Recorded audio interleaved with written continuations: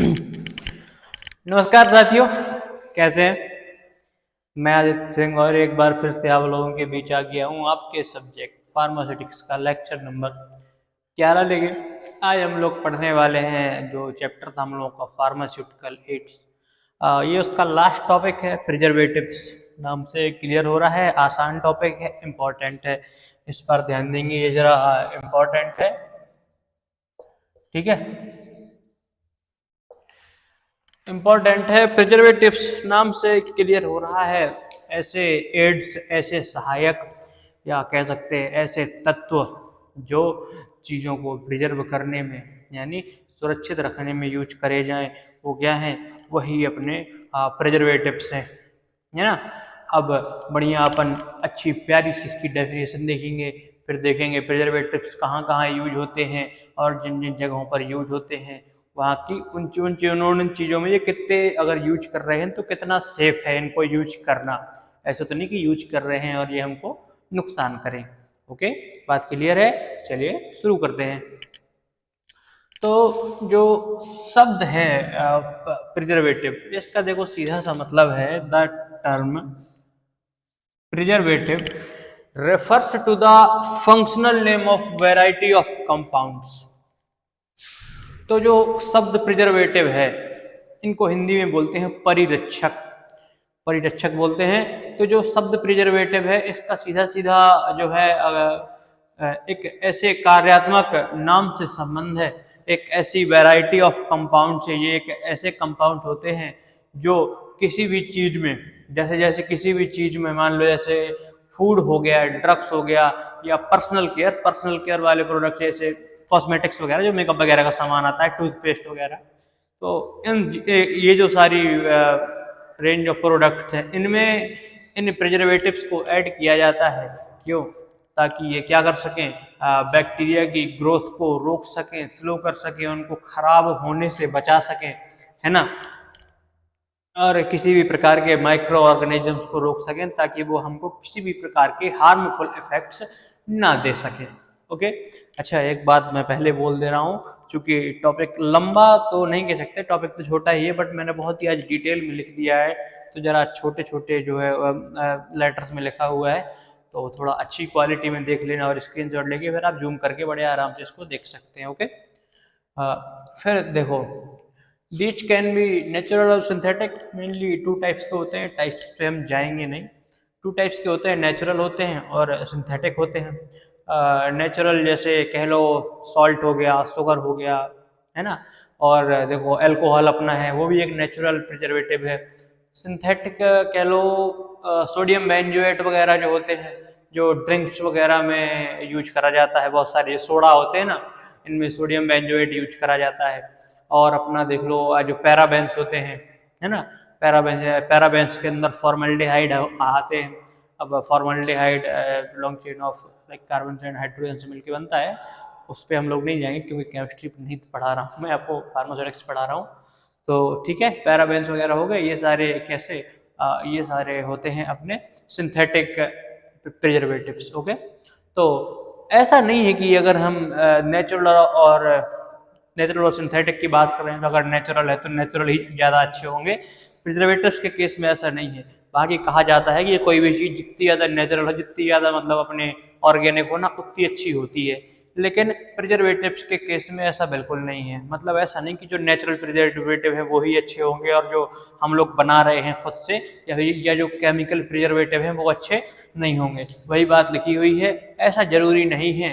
Necessarily healthier then synthetic chemical, ज़्यादा जरूरी नहीं है कि नेचुरल प्रिजर्वेटिव ही हमेशा केमिकल प्रिजर्वेटिव से अच्छे होंगे, यानी रासायनिक परिरक्षकों से ज़्यादा अच्छे होंगे। केमिकल प्रिजर्वेटिव को ही हिंदी में रासायनिक परिरक्षक बोल दिया है। ओके, और in fact artificial preservatives such as sodium benzoate and propionate. Propionate ये एक कहते हैं प्रोपेन का कंपाउंड है। ठीक है, सोडियम बेंजोएट मैंने बता दिया कि किसमें सोडा ड्रिंक्स वगैरह में यूज होता है। सोडियम और बेंजीन का जब ट्रीटमेंट कराते हैं तो सोडियम बेंजोएट हमको ऑब्टेन होता है। और तो आर्टिफिशियल प्रिजर्वेटिव्स, जो कृत्रिम प्रिजर्वेटिव हम लोगों के द्वारा जो बनाए गए होते हैं, जो मैन मेड होते हैं, जैसे कि सोडियम बेंजोएट और propionate have long been used in preparations because they are effective in small amounts। तो सोडियम बेंजोएट और प्रोपियोनेट का बहुत ज़्यादा यूज किया जाता है, क्योंकि ये मतलब थोड़ी सी मात्रा डालने पर ही ये जो है अपना असर दिखा देते हैं। देखो प्रिजर्वेटिव कहीं ना कहीं हार्मफुल तो है ना, मतलब हार्मफुल इफेक्ट तो देंगे, बट जितने स्मॉलर अमाउंट्स में होंगे उतना ही अच्छा रहने वाला है। कहने का मतलब कि जैसे अगर हम लोग नेचुरल प्रिजर्वेटिव यूज करेंगे, तो फॉर एग्जांपल आप ले लो, चलो मैं बताऊंगा आपको। मम्मी जब घर में अचार बनाया करती है ना, तो उसमें देखना बढ़िया से नमक और तेल डाल देती है। कैसा कहती हैं कि तेल से और नमक से क्या होगा, अचार खराब नहीं होगा। सिरका सिरका डाल देती हैं इन चीज़ों में, तो क्या होता, वो खराब नहीं होता। जैसे हम लोग क्या बोलते हैं, विनेगर बोलते हैं ना, विनेगर कहाँ खराब होता है जल्दी, विनेगर जिस चीज़ में डाल दो वो चीज़ जल्दी खराब नहीं होती है ना। मिर्च का अचार बनाती हैं तो क्या यूज कर देती हैं, विनेगर यूज कर देती हैं, है ना। तो लेकिन वो सारी चीज़ें हमको क्या है, थोड़ी बड़े अमाउंट में यूज करनी पड़ती हैं, इसलिए वो ज़्यादा थोड़ा हमको हार्मफुल इफेक्ट दे सकती हैं। बट जो आर्टिफिशियल प्रिजर्वेटिव्स हैं वो थोड़ी सी अमाउंट में ही अपना असर दिखा देते हैं, और और इससे ज़्यादा हमको हार्मफुल इफेक्ट जो है हमारी बॉडी में प्रोड्यूस नहीं हो पाते। ठीक है, अब देखो, अब अपन आ गए मुद्दे में। डिफरेंट डिफरेंट सेक्टर्स हैं जहाँ पर क्या होते हैं, प्रिजर्वेटिव्स का यूज किया जाता है। सबसे पहले बात करेंगे प्रिजर्वेटिव्स इन फूड। ठीक है, तो फूड में टू फाइट मतलब preservatives are used in food to fight damage caused by microorganism, जो सूक्ष्म जीव होते हैं जैसे bacteria, virus, fungi, mould, yeast, है ना। इन सारी चीज़ों से बचाने के लिए क्या करते हैं हम लोग, खाने में प्रिजर्वेटिव्स का यूज कर देते हैं। इससे क्या होता, इससे खाने का टेस्ट भी नहीं बदलता, कलर भी नहीं बदलता, और जो है जो कहते हैं वो खाना बना रहता है ना। देखने में भी बदसूरत नहीं, मतलब देखने में भी बुरा नहीं लगता। वही मैंने बताया, जैसे अचार वगैरह हो गया ना, जैसे चलो मैं बताऊँ आपको, जैसे चिप्स का पैकेट आता है उसके अंदर जैसे गैस रहती है वो, तो वो भी एक प्रिजर्वेटिव का ही तो काम कर रही है, ताकि क्या ना हो, ताकि उसके अंदर का जो खाद्य पदार्थ है वो क्या ना हो, वो खराब ना हो। ठीक है, इतनी सी बात है, बड़ी सिंपल सी। ठीक है, फिर देखेंगे कि जैसे हम लोग फूड में प्रिजर्वेटिव, जैसे फूड में प्रिजर्वेटिव या परिरक्षक यूज कर तो रहे हैं, पर क्या वो सेफ हैं या नहीं है। तो इसके लिए क्या है, rigorously the use of preservative in food products, यानी खाद्य पदार्थों में प्रिजर्वेटिव्स का यूज कितना सेफ है, इसकी स्टडी और इसका जो नियंत्रण है और इसका जो मतलब देखते रहते हैं, इसका ध्यान कौन रखता है, United State Food and Drug administration, खाद्य और सुरक्षा विभाग है ना जो यूनाइटेड स्टेट का, संयुक्त राज्य, देखो इसका पूरा नाम लिख देता हूँ यहाँ पे, यू पूरा लिख देता हूँ, United states food and Drug administration कह लो या अथॉरिटी कह लो, ठीक है, दोनों एक ही बात होगी। ठीक है, तो बड़ी सख्ती से जो है ये इन सारी चीज़ों पर एक डिपार्टमेंट है, ये ध्यान देता है ना। और federal regulations require evidence that food additives are safe for their intended use. तो बहुत सारे ऐसे विभाग हैं जो क्या करते हैं, जो पहले, अच्छा इन सारी चीज़ों के लिए, जैसे आपको फूड में कोई प्रिजर्वेटिव यूज करना है, मान लो आप कोई उत्पादक हो, आप कोई प्रोड्यूसर हो, आप कोई फूड प्रोडक्ट बना रहे हो, आपको कोई प्रिजर्वेटिव यूज करना है, तो आपको पहले एफडीए से प्री मार्केट अप्रूवल लेना पड़ेगा, यानी मार्केट में लॉन्च करने से पहले अपना प्रोडक्ट आपको अप्रूवल लेना पड़ेगा कि सर मैं ये वाला अपने प्रोडक्ट में ये वाला प्रिजर्वेटिव यूज करने वाला हूँ और ये सेफ है। आपको पूरे जो है आपको प्रूफ्स देने होंगे कि ये सेफ है, इफेक्टिव है और इससे कोई हार्मफुल इफेक्ट्स नहीं होने वाले हैं, तब जाकर कहीं एफडीए अप्रूव करेगा कि ठीक है आप अपना ये प्रोडक्ट मार्केट में सेल कर सकते हैं। ठीक है, तो और आपको पूरे एविडेंस देने होंगे, ठीक है, और अपना बताना होगा कि हमको इसको बेचने का उद्देश्य क्या है। अब आते हैं नेक्स्ट चीज में, preservatives in medicine and pharmaceutics, जो कि हमारी फील्ड है कि दवाइयों और फार्मास्यूटिकल प्रोडक्ट्स में परिरक्षकों का या या फिर प्रिजर्वेटिव्स का क्या यूज है। ओके, तो preservatives are commonly used in medicine such as acetaminophen, insulin and cough syrups to help prevent microbial contamination. हर चीज में सेम रीजन के लिए ही जो है यूज करे जाते हैं प्रिजर्वेटिव्स। जैसे एक दवाई होती है एस्टामिनोफेन, इंसुलिन तो सब लोग जानते होंगे, डायबिटिक पेशेंट्स के लिए इंसुलिन के इंजेक्शन आते हैं, है ना। इंसुलिन एक हार्मोन होता है जो ह्यूमन बॉडी में पैंक्रियाज होता है उससे सीक्रेट होता है। जब इंसान की बॉडी में, जब ह्यूमन बॉडी में इंसुलिन की कमी हो जाती है तो इंसान को फिर एक डिजीज हो जाती है, उसको बोलते हैं डायबिटीज मेलाइटस, है ना। डायबिटीज 2 टाइप्स की होती है, तो डायबिटीज मेलाइटस हो जाती है इंसुलिन की कमी से। तो इंसुलिन फिर अपन को कैसा आर्टिफिशियल इंसुलिन लेना पड़ता है वेरियस वेरियस जगह से ऑब्टेन करके, तो इंसुलिन यूज करते हैं। और जो खांसी वाले सिरप होते हैं ना, उनको भी माइक्रोबियल कंटामिनेशन से बचाने के लिए, यानी कोई किसी भी प्रकार के सूक्ष्म जीवों के क्या कहते हैं अशुद्धता ना आ पाए, इससे बचाने के लिए हम लोग क्या करते हैं, दवाइयों में प्रिजर्वेटिव्स का यूज करते हैं। These preservatives help prevent growth of micro organism, तो ये माइक्रो ऑर्गेनिजम्स को बढ़ने से रोकते हैं, specially bacteria and fungi that can cause illness और इन्फेक्शन।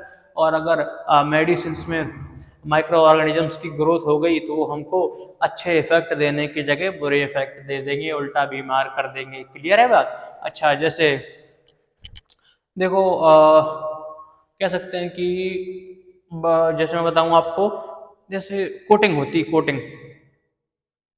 कोटिंग टैबलेट्स में कोटिंग कर देते हैं ना, वो भी एक प्रकार का प्रिजर्वेटिव ही कह सकते हैं, क्योंकि वो कलरेंट्स के अंदर आता है, फ्लेवरिंग एजेंट्स के अंदर भी आ सकता है, बट वो इसमें भी आ सकता है, इस कैटेगरी में भी आ सकता है। क्यों? क्योंकि अगर आप उसमें कोटिंग कर देंगे तो वो दवाई ज़्यादा दिनों तक सुरक्षित रहने वाली है। ठीक है, चलो तो इसकी सेफ्टी पे आ जाते हैं, safety of preservatives in medicine. अगर हम लोग मेडिसिन में या फार्मास्यूटिकल प्रोडक्ट में प्रिजर्वेटिव यूज कर रहे हैं तो वो कितने सेफ हैं। तो preservatives and drugs are generally considered inactive ingredients by the FDA. तो एफडीए के द्वारा, ये जो United State Food and Drug Administration वाला जो डिपार्टमेंट है, एफडीए के द्वारा ऐसा माना जाता है कि दवाइयों में जो हम लोग इस्तेमाल करने वाले हैं प्रिजर्वेटिव, ये जनरली इनएक्टिव इंग्रेडिएंट्स होते हैं, यानी ये केमिकली इनएक्टिव होते हैं, निष्क्रिय होते हैं ये तत्व। मतलब ये कोई भी रिएक्शन नहीं देते, कुछ भी प्रकार का कोई रिएक्शन नहीं बनाते हैं। ठीक है, तो चलो इनएक्टिव इंग्रेडिएंट्स हम लोग देख लेते हैं। Inactive ingredients are parts of a drug that do not affect the therapeutic action of the active ingredient. मतलब इनएक्टिव इंग्रेडिएंट्स ऐसे किसी भी ड्रग का एक ऐसा हिस्सा होता है जो ड्रग के थेराप्यूटिक एक्शन पर, थेराप्यूटिक एक्शन यानी जो दवाई हमें असर करती है ना, उस असर पर कोई भी प्रभाव नहीं डालते। जो इनएक्टिव इंग्रेडिएंट होते हैं, निष्क्रिय तत्व जो होते हैं, असक्रिय तत्व जो होते हैं, वो थेराप्यूटिक एक्शन पर कोई भी प्रभाव नहीं डालते। ठीक है, चलो नेक्स्ट फील्ड पर आते हैं। नेक्स्ट फील्ड है preservatives in cosmetics and personal care products. चलो मैंने कुछ तो शायद बताने भूल गया। चलो इसका एग्जांपल देख लो। जैसे जो फूड में प्रिजर्वेटिव्स हैं, तो देखो विनेगर हो सकता, सॉल्ट, शुगर, एल्कोहल। और मेडिसिन एंड फार्मास्यूटिक्स में देखो मिथाइल पैराबेन, इथाइल पैराबेन हो गया, और बेंजोइक एसिड यूज कर देते हैं लोग। ठीक है, ये सारी चीजें हम लोग एग्जांपल्स हैं, methyl paraben, ethyl paraben, benzoic acid, इतना याद रख लेना। फिर नेक्स्ट फील्ड है preservatives in cosmetics and personal care products. Cosmetics यानी मेकअप वगैरह जो होता है ना, है ना, सनस्क्रीन्स वगैरह, लोशंस, जैसे ये सारी चीजें कॉस्मेटिक्स कहलाती। और पर्सनल केयर प्रोडक्ट्स, ठीक है, पर्सनल केयर यानी जो अपनी स्वयं की केयर करने के लिए जो मार्केट में विभिन्न प्रकार के प्रोडक्ट आते हैं ना, वो उन्हें पर्सनल केयर प्रोडक्ट बोलते हैं।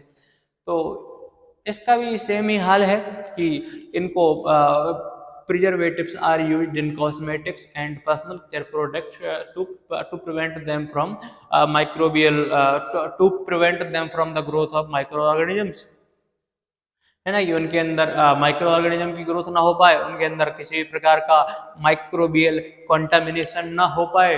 और ठीक है, तो डिफरेंट रेंज में यूज होता है, जैसे सनस्क्रीन में यूज होता है, और लोशंस में शैम्पू हो गया, या क्लींसर हो गया, क्लींसर यानी साफ सफाई वाले जो प्रोडक्ट आते हैं, साबुन वगैरह, और टूथपेस्ट हो गए, मेकअप वाले प्रोडक्ट्स हो गए, ऑलमोस्ट एवरी कॉस्मेटिक्स में जो है प्रिजर्वेटिव यूज करते हैं for their long self life, ताकि उनकी जो सेल्फ लाइफ हो कैसी हो सके, लंबी हो सके, तुरंत खराब ना हो जाए लाते ही, क्योंकि ये प्रोडक्ट्स जनरली कॉस्टली होते हैं, एक्सपेंसिव होते हैं।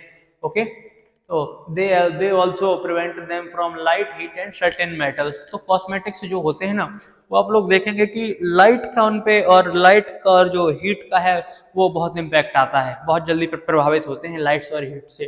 तो जो कॉस्मेटिक्स में जो प्रिजर्वेटिव्स यूज करे जाते हैं वो इस प्रकार के होते हैं कि वो उनको लाइट से और हीट से भी प्रिवेंट करते हैं, और उसके साथ साथ अपन को ऐसे कुछ जैसे मेटल से भी रिएक्शन करके हार्मफुल इफेक्ट्स दे सकते हैं, है ना। अगर कॉस्मेटिक्स में किसी भी प्रकार का माइक्रोबियल कॉन्टामिनेशन आ गया तो वो हमको एडवर्स इफेक्ट दे सकते हैं। मान लो कोई फेस वाला प्रोडक्ट है तो रेडनेस आ जाएगी पूरे चेहरे में, या फिर स्मॉल स्मॉल ब्लिस्टर्स हो जाएंगे, एक्ने, स्कार्स, या डिफरेंट टाइप्स के जो फेस पर जो डिसऑर्डर हो सकते हैं। ओके, जलन हो सकती है, कुछ भी हो सकता है ना।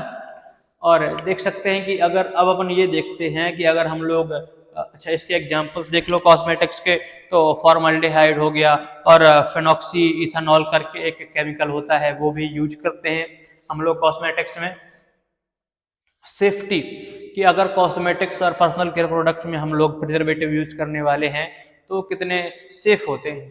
अब ये एक स्पेशल केस है कॉस्मेटिक्स वाला। जैसे हम लोग देख रहे थे कि फूड प्रोडक्ट्स या फार्मास्यूटिकल्स में जब हम लोग कोई प्रिजर्वेटिव ऐड कर रहे थे तो हमको प्री मार्केट अप्रूवल लेना पड़ रहा था FDA से, कि मार्केट में लॉन्च करने से पहले ही हमको क्या करना पड़ रहा था, उनसे पहले अनुमति लेनी पड़ रही थी, है ना, कि ये जब अनुमति देंगे तब आप अपना प्रोडक्ट मार्केट में लॉन्च कर पाएंगे। बट इस केस में ऐसा नहीं है।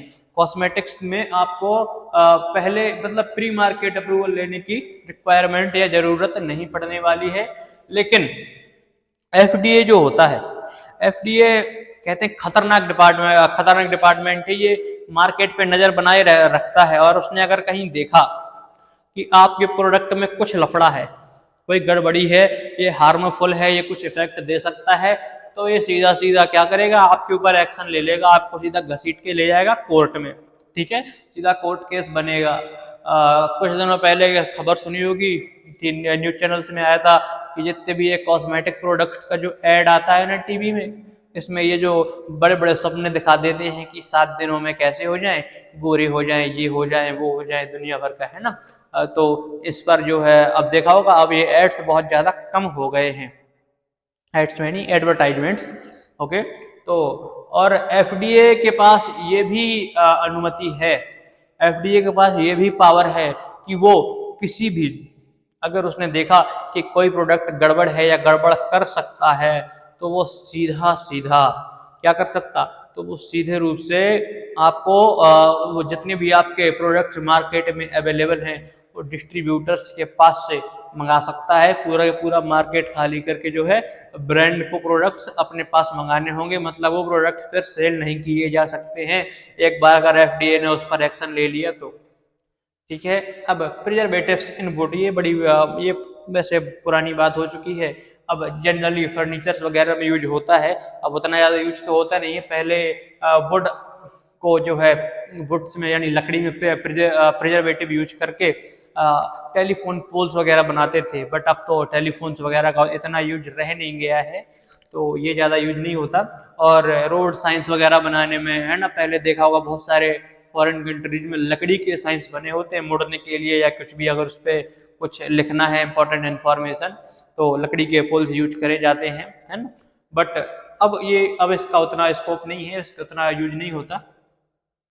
और जैसे समुद्र में जो मछुआरे वगैरह होते हैं वो अपने जो बोट्स होते हैं उस पर भी प्रिजर्वेटिव्स का यूज कर लेते हैं।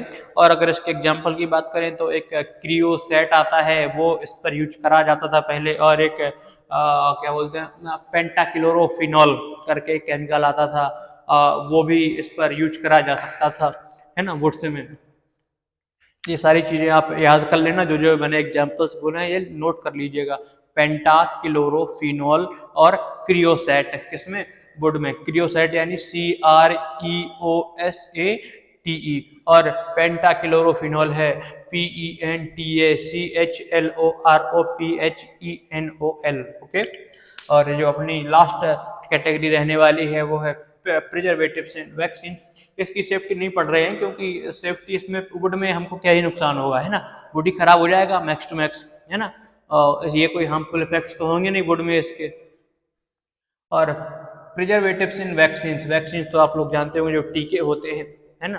तो प्रिजर्वेटिव्स किल, इनहिबिट और slow the growth of micro organisms in vaccine, same चीज है, इसलिए यूज होते ताकि अगर वैक्सीन में किसी भी प्रकार का माइक्रोबियल कॉन्टामिनेशन ना हो सके, किसी भी प्रकार की माइक्रोबियल ग्रोथ ना हो सके, बैक्टीरिया वायरस फंगाई वगैरह क्या ना हो सके, उसमें ग्रो ना कर सकें, उसमें पैदा ना हो सके। ओके। और ऐसा, चलो इसकी सेफ्टी की बात कर लें अगर, तो स्टडीज मतलब बहुत सारे ऐसे शोध हुए हैं, रिसर्च हुए हैं जिनसे हमको पता चला है कि इस प्रकार का ऐसा कोई भी वैज्ञानिक सबूत नहीं है कि अगर हम एक केमिकल होता थिमेरोसोल, थिमेरोसोल या थाइमेरोसोल बोलते हैं ऐसे, तो अगर इसका एकदम छोटा सा डोज हम किसमें वैक्सीन में यूज कर दें एज अ प्रिजर्वेटिव, तो ये अपने लिए हार्मफुल नहीं है। ये मैक्स टू मैक्स अपन को इतना हार्मफुल इफेक्ट दे सकता कि जहाँ पे भी मान लो यहाँ पर टीका लगा तो यहाँ पर या तो हल्का सा रेडनेस हो जाएगी, जब टीका लगता है तो देखा होगा ना, रेडनेस या फिर हल्के फुल्की सूजन आ जाती ना जहाँ पे टीका लगता है बच्चों को या फिर किसी एल्डर को, तो थिमेरिसोल के कारण ही होता है वो। किसके कारण? थिमेरोसोल के कारण होता है वो। और इसके अलावा उसका कोई हार्मफुल इफेक्ट नहीं है, ना ही अपने पास ऐसा कोई प्रूफ है कि हमको कोई भी हार्मफुल इफेक्ट दे सकता। इसकी सेफ्टी की बात करें तो सेफ्टी ये भी है, और उसके साथ साथ ये भी है कि ये एक FDA का ही एक डिपार्टमेंट है, CDC, central for drug control and central for drug control, है ना। और एक NIH, इसी के अंदर ये डिपार्टमेंट है, किसका? FDA के अंदर ये डिपार्टमेंट है।